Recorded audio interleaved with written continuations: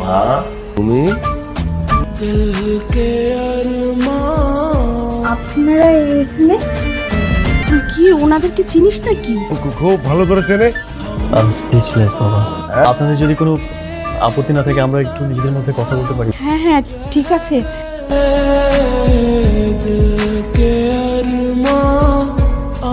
Cigar বাবা please, এটা কিভাবে সম্ভব?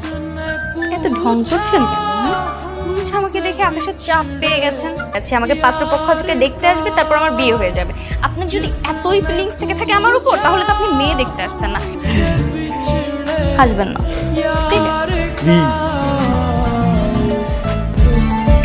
সাথী, আমার লাইফে একটা রঙিন প্রজাপতি।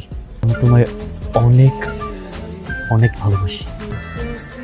প্রেমে পড়লে সবাই একটু একটু কাব্যিক হয়ে যায়। Will you be my permanent patient? ভাবছি কোনো ভাবাভাবির টাইম তো আমি দিব না।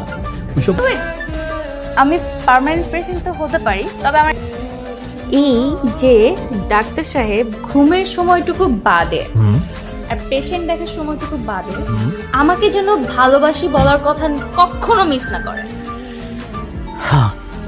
I love you. I love you too.